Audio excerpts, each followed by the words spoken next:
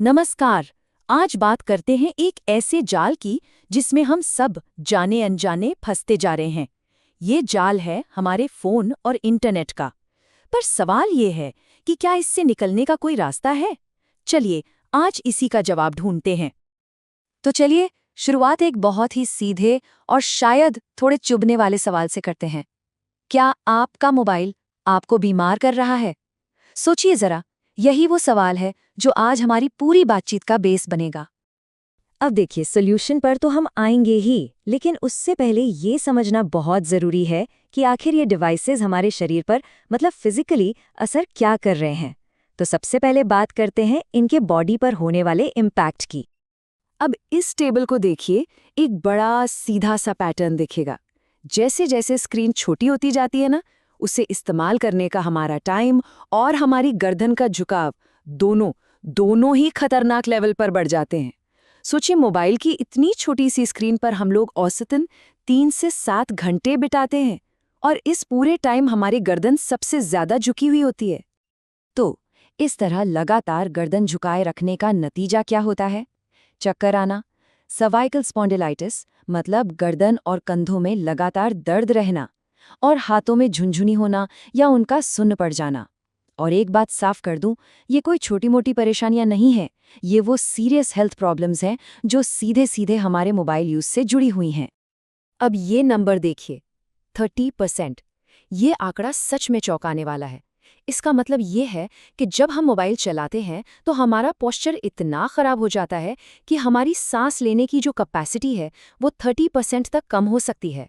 सोचिए, सिर्फ गलत तरीके से बैठने से। और सबसे चिंता की बात यह है कि अब इसका असर बहुत कम उम्र में दिखने लगा है। 15 साल, बस 15 साल की उम्र में आजकल के युवाओं में गर्दन का वो भयानक दर्द शुरू हो रहा है जो पहले सिर्फ बुढ़ापे में देखने को मिलता था। ठीक है, फिजिकल प्रॉब्लम्स तो समझ आ गई, लेकिन बड़ा सवाल तो ये है कि आखिर हम घंटों तक एक ही जगह पर इस तरह से क्यों बैठे रहते हैं। तो चलिए अब फिजिकल असर से आगे बढ़कर उन छिपी हुई ताकतों को समझते हैं जो हमें स्क्रीन से चिपकाए रखने के लिए ही डिजाइन की गई हैं। जरा एक पल के लिए सोचिए, स्क्रीन से हमें आखिर बांध कर कौन रखता है? क्या ये जो हम घंटों स्क्रॉल करते रहते हैं, ये पूरी तरह से हमारी अपनी मर्जी है, या फिर इसके पीछे कोई और ही खेल चल रहा है? और यहीं पर एंट्री होती है अटेंशन इंजीनियरिंग की। ये एक पूरी साइंस है जिसमें ऐप्स को इस तरह से डिजाइन किया जाता है कि वो हमारा ध्यान खींच सके और बस खींच कर रख ही लें। हमारा हर एक क्लिक, हर एक व्यू, सब कुछ डेटा की तरह इकट्ठा होता है, सिर्फ इसलिए ताकि हमें और ज्यादा देर तक बिजी रखा जा सके। और इसी का एक बहुत बड़ा नतीजा है रैबिट होल इफेक्ट। ये एक ऐसा जाल है जहां एल्गोरिदम हमारी पसंद के हिसाब से एक के बाद एक वीडियो या पोस्ट दिखाता जाता है, और हमें हमें तो पता भी नहीं चलता कि कब मिनट घंटों में बदल गए। तो इन सारी स्मार्ट टेक्निक्स का, इस पूरे खेल का एक ही सीधा और कड़वा सच है: हमारा सबसे कीमती समय बर्बाद हो रहा है। लेकिन बात सिर्फ समय की बर्बादी तक ही नहीं रुकती, इससे भी एक गहरी प्रॉब्लम है। ये टेक्नोलॉजी हमारे दिमाग के केमिस्ट्री के साथ मिलके एक लत का, एक एडिक्शन का पूरा साइकिल बना देती है। और इस लत के खेल का मेन विलन है डोपामीन। आसान भाषा में कहें तो ये हमारे दिमाग का रिवॉर्ड केमिकल है। जब भी हमें किसी फोटो पर लाइक मिलता है या कोई मजेदार वीडियो दिखता है तो हमारे दिमाग में यही केमिकल रिलीज होता है और बस हमें मजा आ जाता है, अच्छा महसूस होता है। और ये लत का चक्र, ये लूप काम कैसे करता है? बहुत सिंपल है। हम कुछ क्लिक करते हैं या देखते हैं, दिमाग में डोपामीन रिलीज होता है, हमें फौरन एक छोटी सी खुशी मिलती है और फिर हमारा दिमाग उसी खुशी को दोबारा पाने के लिए बेचैन हो जाता है और बस हम वापस स्क्रॉल करने लगते हैं। ये एक ऐसा चक्र है जो कभी खत्म ही नहीं होता। तो ठीक है, प्रॉब्लम तो अब एकदम साफ है, फिजिकल भी, मेंटल भी। तो अब सवाल ये है कि इसका सल्यूशन क्या है? अच्छी बात यह है कि हमें कहीं बहुत दूर जाने की जरूरत नहीं है। इसकी शुरुआत कुछ बहुत ही आसान प्रैक्टिकल स्टेप्स से की जा सकती है जिन्हें कोई भी अपना सकता है। देखिए, कुछ छोटी छोटी आदतें हैं जो बहुत बड़ा फर्क ला सकती हैं। जैसे कि जब भी डिवाइस यूज करें अपना पोस्चर सही रखें। कोशिश करें कि एक बार में 20-30 मिनट से ज्यादा स्क्रीन ना देखें।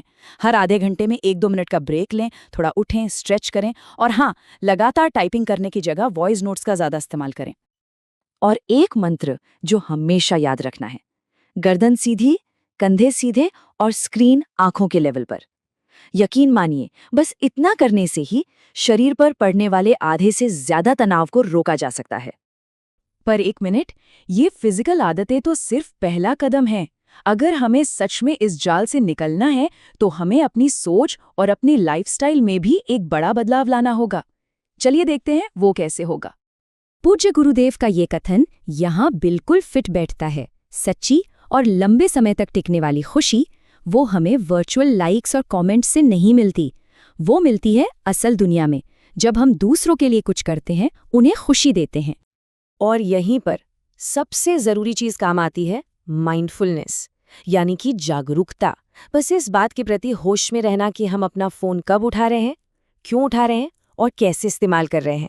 कहते हैं कि सिर्फ इतनी सी अवेयरनेस 90% प्रॉब्लम्स को सॉल्व कर सकती है। तो आखिर में पूरी बात इस एक चुनाव पर आकर रुक जाती है। हमारे पास दो रास्ते हैं, या तो हम सिर्फ एक उपभोक्ता यानी कंज्यूमर बनकर चुपचाप कंटेंट देखते रहें, या फिर हम एक निर्माता यानी क्रिएटर या प्रोवाइडर बनकर इस टेक्नोलॉजी का इस्तेमाल कुछ अच्छा, कुछ वैल्यूएबल बनाने के लिए करें। तो ये सवाल मैं आप पर छोड़ता हूँ। आप क्या बनना चाहेंगे? सिर्फ एक उपभोक्ता या फिर एक निर्माता? फैसला आपका है।